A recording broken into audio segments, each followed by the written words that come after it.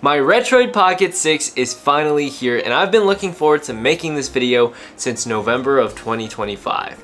I pre-ordered the RP6 the day they announced it, and well, it finally showed up at my doorstep in this made in China box. So we're gonna be taking a look inside. First things first, if you've seen any of my previous videos about the RP6, I mentioned many times that this was not a device that I was planning to get, especially because I had just gotten the Retroid Pocket 5 just a couple months before, and I was really late to the game. But this quickly became my favorite handheld device.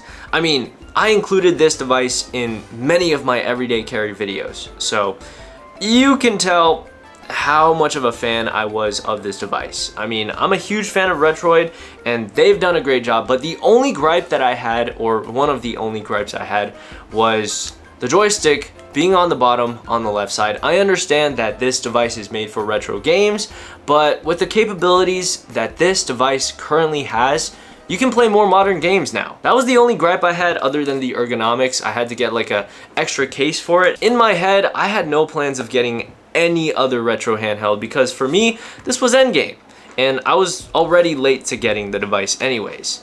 However, I did also mention that there was a chance that I might get the RP6 if some way, somehow, they were able to put the joystick on top on the left side. I guess the gods answered my prayers somehow, or maybe someone at Retroid heard what I said, or many of you guys, many people that, you know, were consumers of Retroid already had the same gripe and wanted that change. And well, Retroid actually did it.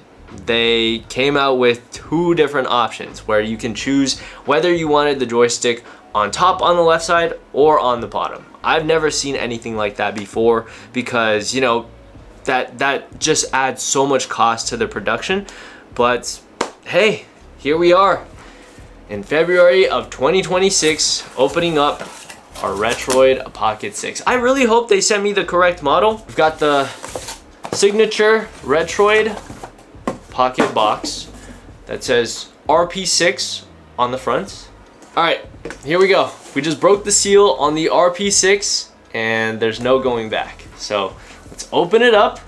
All right, so far so good. The joystick is on the top on the left side, and I'm really glad I have the Retroid Pocket 5 to do a comparison today. So we've got the Retroid Pocket 5 right here. I'm gonna take it out of the grip that I got from AliExpress for like $5. It's probably the best grip that I have for this device. But moving on, let's take off this flap, and oh my goodness, I honestly forgot the colorway that I got, but so I ended up ordering the 16-bit colorway with 12 gigabytes of RAM, the joystick on top, and immediately guys, it's quite hefty. It feels really nice in hand. I love the weight in my hand, and also, wow, does it fit in my hand so nicely. It's basically holding this device right here, but with the AliExpress grip that I bought. But you have to get an extra accessory for that to feel like this device right here. Before I get too distracted, let's get back to the box. So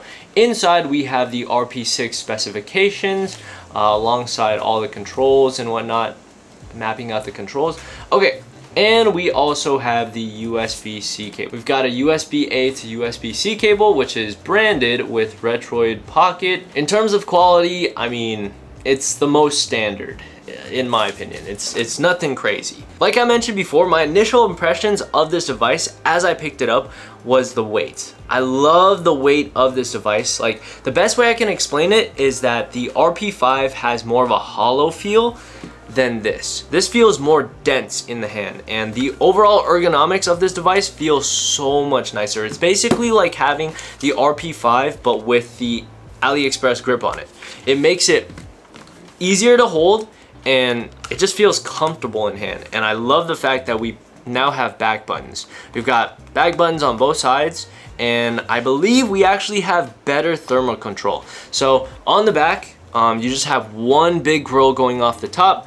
Now this has two different grills. We got the speaker right here. Honestly, this is larger than this, but I'm sure they did a great job with the audio. I hope, because I was not experiencing great audio with the RP5. So we've got to test that eventually. This is my overall like first impression of this device, so we'll be taking a look at that in just a second. So I got the 16-bit colorway. As you guys can see, we got a full layer of glass on the screen at the top, just like the RP5. This is actually a little bit different than the RP5. So if you guys take a look at the joysticks on the RP6, it actually bulges upwards. So if we compare it between the two, you guys can see with the RP5 that it dips inwards. I'm not sure if you guys can see it, but yeah, there you go.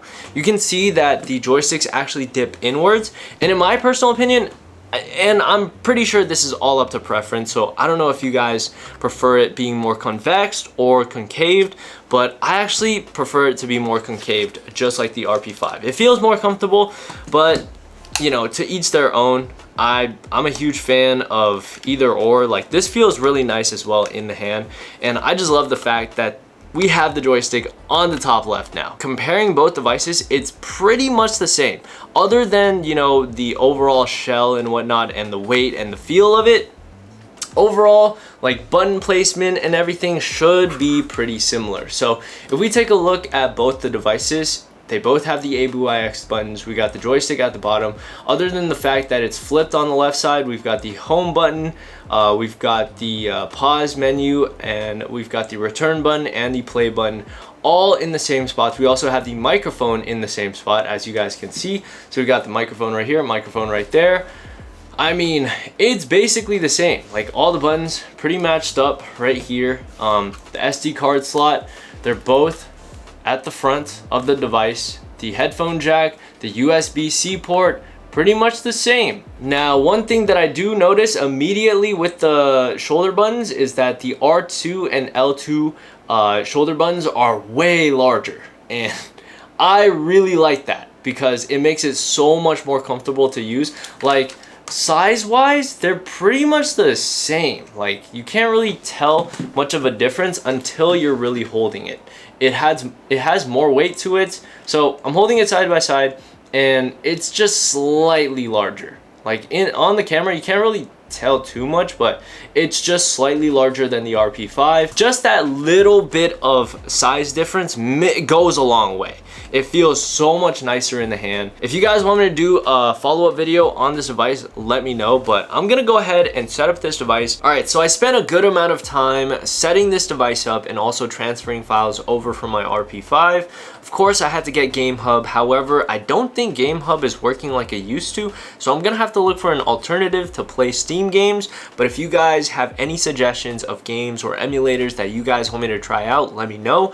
But I've got my emulation station, so we've got, you know, all our different retro games that we can play, like GameCube, Wii, PSP, DS, GBA, and much more, which, you know, would be nice to test out right now. But I actually want to test out higher end games, such as games on my Eden emulator, which is like just straight up Switch games. So one thing that I do want to test out is Zelda Breath of the Wild. So the RP5 was struggling with Breath of the Wild, so let's see how RP6 handles this. So I'm just going to use the GPU driver that Qualcomm offers with their 8 Gen 2. Okay, so far so good. It's at a consistent 30 FPS with the graphics actually going. We've got the animation going. Okay, we're seeing some frame drops, but I think this is normal.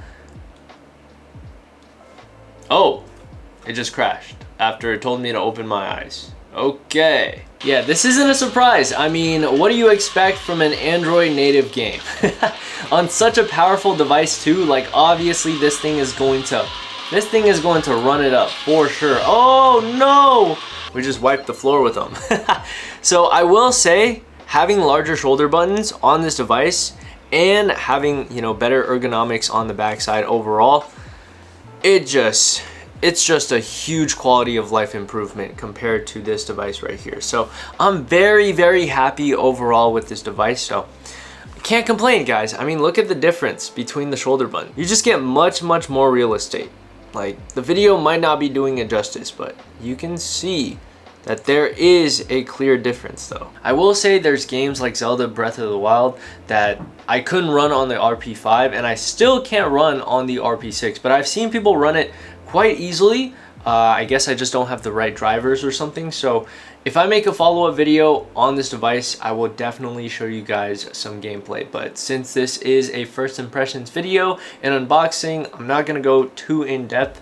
But if there's anything you guys would like me to cover with this device, let me know. I tried going onto GameHub, but for some reason, things just aren't loading in. As you guys can see, like the graphics and the sprites, they're all over the place.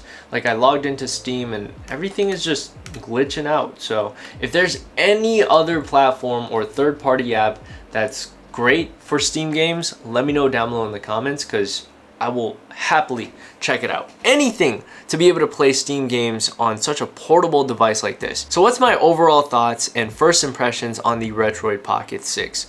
I mean, first of all, I'm pretty sure most people opted into buying this device because you get the option of getting the joystick on top on the left side, and also the amount of performance and power you get for the price. I mean, you get the most value from Retroid. So shout out to Retroid. There's so many comparable devices in terms of performance and, you know, the chip that it comes with and the portability, but you're not gonna find anything this size, this perfect size, very, very great ergonomics for hands of all different sizes, better triggers now, and also having the option of this. You won't find this anywhere else around the $200 price range.